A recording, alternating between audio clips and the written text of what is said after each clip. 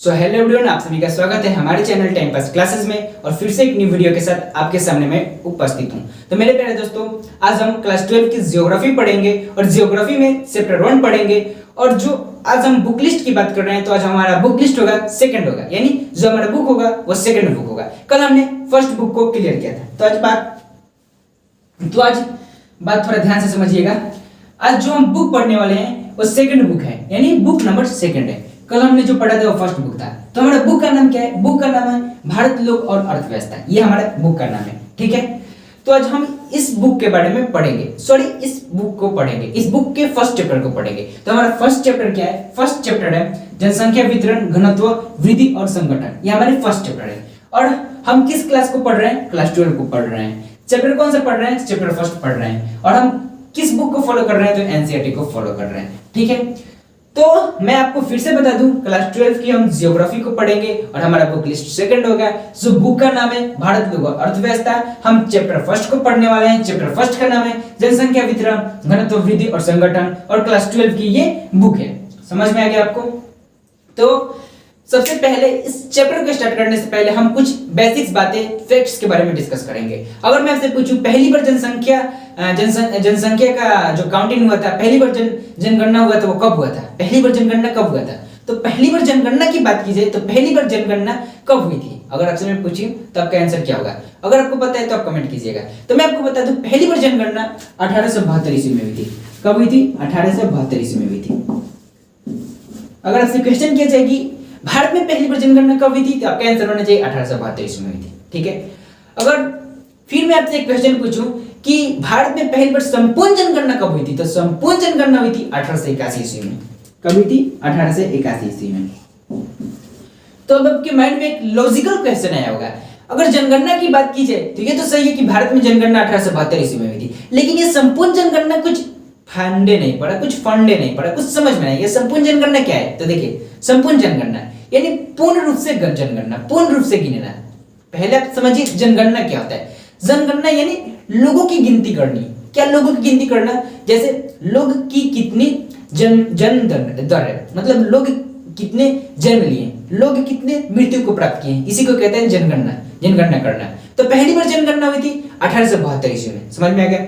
अगर संपूर्ण जनगणना की बात करें तो जो पहली बार जनगणना हुई थी उसमें कुछ प्रॉब्लम्स थी। प्रॉब्लम्स कैसी थी? तो वो पूर्ण रूप से जनगणना नहीं हुई थी, कुछ लोग उसमें छूट गए थे, कुछ लोगों की जनगणना नहीं हुई थी। उसके बाद दूसरी बार जनगणना हुई, और दूसरी बार जो जनगणना हुई थी उसी जनगणना को संपूर्ण जनगणना कहते हैं, यानी उसमें पूर्ण रूप से जनगणना हुई थी। सब किसी के बारे में जनगणना किया गया था, सब किसी को गिना गया था, इसी को संपूर्ण जनगणना कहते हैं। तो आपसे क्वेश्चन पूछेगा भारत में पहली बार जनगणना कब हुई थी, तो 1872 ईस्वी में। फिर आपसे क्वेश्चन पूछेगा भारत में संपूर्ण जनगणना कब हुई थी, तो 1872 ईस्वी में। क्या आपको समझ में आ गया?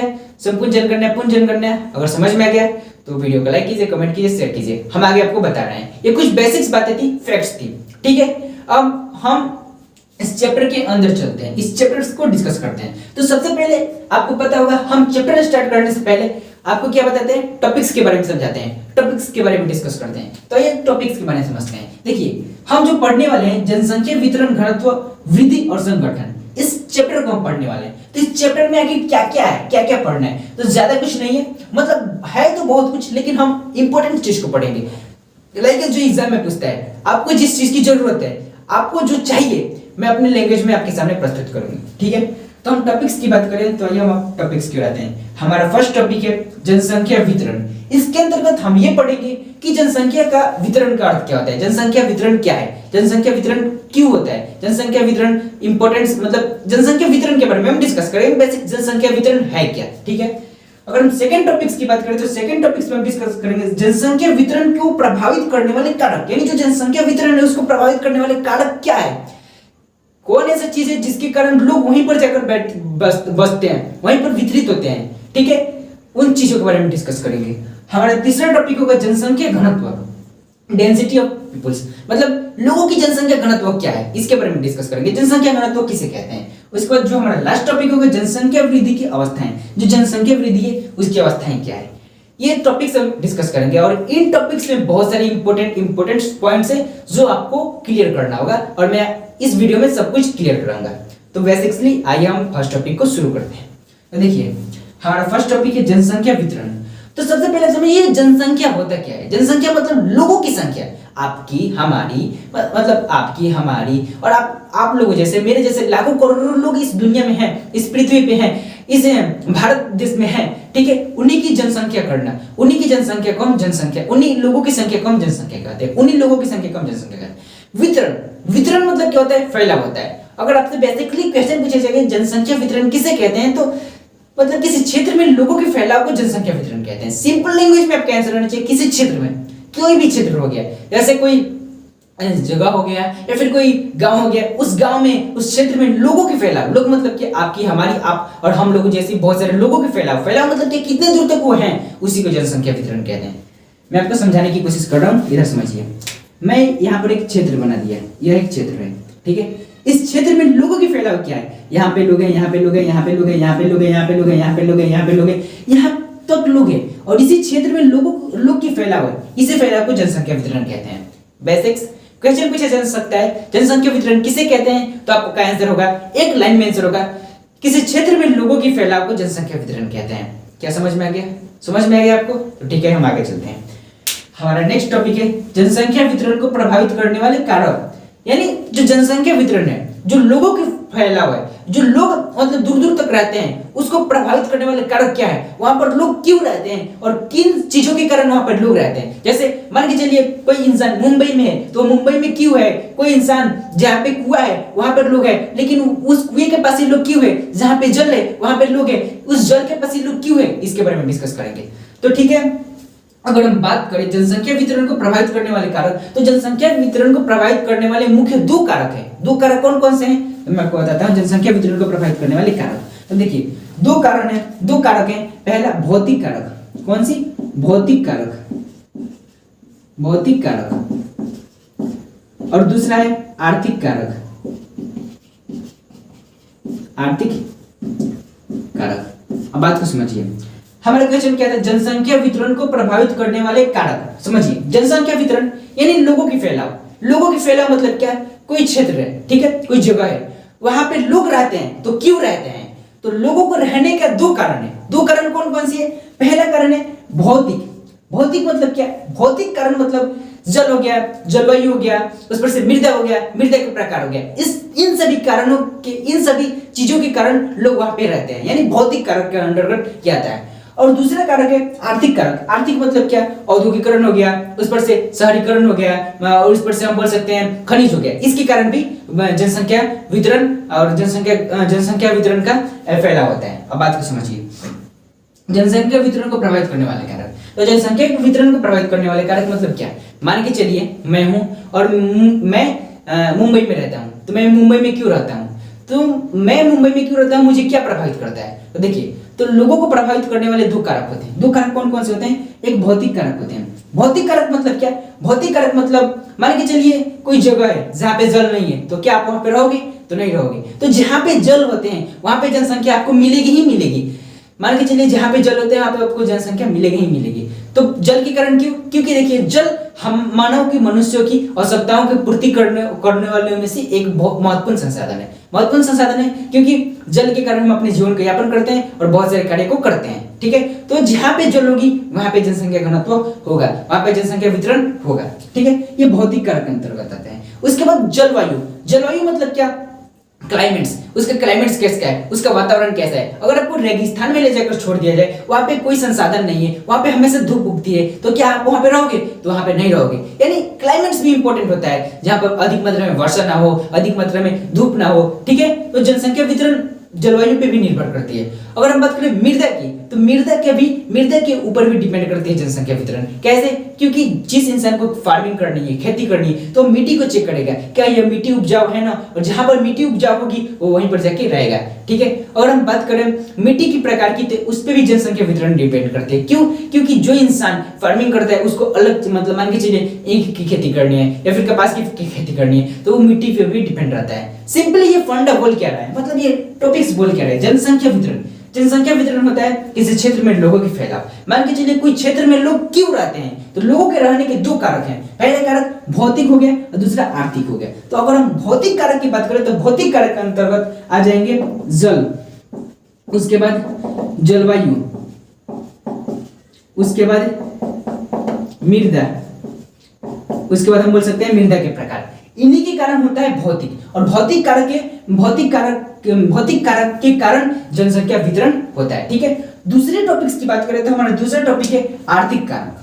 आर्थिक कारक, ये आर्थिक कारक क्या है? आर्थिक मतलब रुपये पैसे से संबंधित, मतलब कुछ टॉपिक्स रुपये पैसे से संबंधित कुछ टॉपिक्स, मतलब लाइक जहाँ पे फैक्ट्री होगी, जहाँ पे औद्योगिक होगा, वहां पे लोग आपको मिलेंगे। क्यों मिलेंगे? वहां पे जनसंख्या वितरण होगा। क्यों होगा? क्योंकि जहाँ पे उद्योग की स्थापना होगी, वहां पे लोग जाकर कार्य को करेंगे, काम करेंगे, वहां पे अपने आवश्यकताओं के लिए वर्क करेंगे और अपने संसाधन को पूरे करेंगे। ठीक है, तो जहाँ पे उद्योग होगा, शहरों में अधिक मात्रा में जनसंख्या वितरण मिलेगी। क्यों? क्योंकि वहां पर अधिक मात्रा में हॉस्पिटल होते हैं, बड़ी बड़ी कॉलेज स्कूल्स होते हैं, और बहुत सारे संसाधन हमें प्राप्त होती है। खनिज जहाँ पे होगा वहां पर जनसंख्या वितरण होगा, क्योंकि खनिज मानव की आवश्यकताओं का जोड़ने में से एक महत्वपूर्ण संसाधन है। ठीक है, तो जनसंख्या वितरण, जो जनसंख्या वितरण है, इसको प्रभावित करने वाले दो कारक हैं। जनसंख्या वितरण मतलब क्या? लोगों की फैलाव, किसी क्षेत्र में लोग रहते हैं तो क्यों रहते हैं? तो रहने के दो कारक है, एक भौतिक कारक है, एक आर्थिक कारक है। अगर हम भौतिक कारक की बात करें तो भौतिक कारक के अंतर्गत जल, जलवायु, मृदा ये सब आते हैं, और आर्थिक कारक मैंने आपको बताया फैक्ट्री वगैरह ये सब हो गया। तो मैंने दो टॉपिक्स को क्लियर करवा दिया। फर्स्ट टॉपिक जनसंख्या वितरण, सेकंड टॉपिक जनसंख्या वितरण को प्रभावित करने वाले कारक। थर्ड टॉपिक की बात करें तो थर्ड टॉपिक है जनसंख्या घनत्व। ठीक है, हमारा थर्ड नंबर टॉपिक यानी तीसरा टॉपिक है जनसंख्या घनत्व। ये जनसंख्या घनत्व है क्या? तो प्रति वर्ग किलोमीटर में लोगों के पाए जाने वाली संख्या को जनसंख्या घनत्व कहते हैं। प्रति वर्ग किलोमीटर में मतलब क्या है? देखिए, ये एक किलोमीटर हो गया, 2 किलोमीटर, 3 किलोमीटर, और यहाँ पर लोग पाए जाते हैं, यहाँ पे लोग पाए जाते हैं, यहाँ पे लोग पाए जाते हैं। इसी को डेंसिटी करना है, इसी को प्राप्त करना ही जनसंख्या घनत्व कहलाता है। इसी को बारे में एति करना। ठीक है, तो हम बोल सकते हैं प्रत्येक वर्ग किलोमीटर में पाए जाने वाले व्यक्तियों की संख्या। हम क्या बोल सकते हैं? प्रत्येक वर्ग किलोमीटर में जनसंख्या घनत्व क्या? प्रत्येक वर्ग किलोमीटर में पाए जाने वाले व्यक्तियों की संख्या को ही जनसंख्या घनत्व कहते हैं। ठीक है, अगर हम बात करें भारत की जनसंख्या घनत्व, तो भारत की जनसंख्या घनत्व 382 प्रति वर्ग किलोमीटर है, व्यक्ति है 382 है। अगर हम भारत की जनसंख्या घनत्व की बात करें तो भारत की जनसंख्या घनत्व 382 प्रति वर्ग किलोमीटर है। भारत की जनसंख्या घनत्व कितना है? तो 382 प्रति वर्ग किलोमीटर है। क्या आपको समझ में आ गया? अगर हम बात करें भारत में सबसे अधिक जनसंख्या घनत्व वाला राज्य, तो भारत में सबसे अधिक जनसंख्या घनत्व वाला राज्य बिहार है। क्या कौन सी है? अगर हम बात करें भारत में सबसे अधिक जनसंख्या घनत्व वाला राज्य, तो सबसे अधिक जनसंख्या घनत्व वाला राज्य बिहार है। ठीक है, अगर हम बात करें सबसे कम जनसंख्या घनत्व वाला राज्य, तो सबसे कम जनसंख्या घनत्व वाला राज्य अरुणाचल प्रदेश है। अरुणाचल प्रदेश है। अगर हम बात करें कि भारत में मतलब कोई ऐसा राज्य जहां पर जनसंख्या घनत्व मीडियम हो, तो मीडियम वाला हो सकता है आपका गुजरात, उस पर से हम बोल सकते हैं आंध्र प्रदेश, उस पर से बोल सकते हैं असम। ठीक है, बात को समझिए हमने क्या बोला। हमने 3 टॉपिक्स को क्लियर किया। हमारा फर्स्ट टॉपिक था जनसंख्या वितरण, सेकंड था जनसंख्या वितरण को प्रभावित करने वाले कारक, तीसरा था जनसंख्या घनत्व। तो ये जनसंख्या घनत्व क्या है? प्रत्येक वर्ग किलोमीटर में लोगों की संख्या को प्राप्त करना, लोगों की संख्या को देखना ही जनसंख्या घनत्व कहलाता है। ठीक है, अगर हम बात करें सबसे अधिक जनसंख्या घनत्व वाला राज्य तो बिहार है। अगर हम बात करें सबसे कम जनसंख्या घनत्व वाला राज्य तो अरुणाचल प्रदेश है। अगर हम बात करें कोई ऐसा राज्य जहां पर जनसंख्या घनत्व मतलब मध्यम हो, मतलब अच्छा हो, मतलब बीच में हो, मतलब न ज्यादा हो ना अधिक हो, तो गुजरात हो जाएगा, आंध्र प्रदेश हो जाएगा और असम हो जाएगा। अगर हम बात करें भारत की जनसंख्या घनत्व कितना है, तो भारत की जनसंख्या घनत्व 382 प्रति वर्ग किलोमीटर है। तो 382 प्रति वर्ग किलोमीटर है। तो हमारा एक लास्ट टॉपिक बच रहा है जनसंख्या वृद्धि की अवस्थाएं। ठीक है, इसके बाद इस टॉपिक में बहुत चीजें, इस टॉपिक ये कोई छोटा मोटा टॉपिक नहीं है, जनसंख्या वृद्धि की अवस्थाएं, तो हम इसको नेक्स्ट वीडियो में कवर करेंगे। ये हमारा वीडियो पार्ट 1 है। हम एक और वीडियो लेकर आएंगे जिसमें पार्ट 2 होगा और इसमें अभ्यास में कंप्लीट कराएंगे। तो मैं आपसे कुछ बात करना चाहता हूँ। तो मेरे प्यारे दोस्तों, ये हमारी ज्योग्राफी की बुक लिस्ट सेकंड थी, जो मैंने आपको चैप्टर 1 कवर कराया है। तो मैं आपसे यही बोलना चाहता हूँ, जितने भी मैं आपके सामने टॉपिक्स रख रहा हूँ, ये खुद से क्रिएट तो नहीं कर रहा हूँ, मतलब खुद की लैंग्वेज में आपके सामने प्रस्तुत कर रहा हूँ। तो मैं आपसे यही पूछना चाहता हूँ कि आपको टॉपिक समझ में आ रही है, और बताइएगा आपको कहाँ पर प्रॉब्लम हो रही है। अगर आपको प्रॉब्लम हो रही है तो आप कमेंट कीजिएगा, और साउंड क्वालिटी को बहुत जल्द हम ठीक करेंगे, अच्छा माइक लेंगे, और थोड़ा बहुत लाइटिंग्स ये सब भी करना है। ठीक है, और टॉपिक्स को डीपली हम स्टडी करने की कोशिश करेंगे। अभी तो मैं खुद डीपली स्टडी नहीं कर पा रहा हूँ, तो कैसे डिस्कस कैसे करें, तो जो जो नॉर्मली स्टडी हो रहा है आपके सामने प्रस्तुत कर रहा हूँ, और इससे भी अच्छा कंटेंट लाने की मैं कोशिश करूंगा। ठीक है, जो टॉपिक बच रहा है हम उसे नेक्स्ट वीडियो में कवर करेंगे। और मैं आपसे यही पूछना चाहता हूँ कि आपको ये वीडियो अच्छा लगा, अगर अच्छा लगा तो लाइक शेयर कमेंट जरूर कीजिए।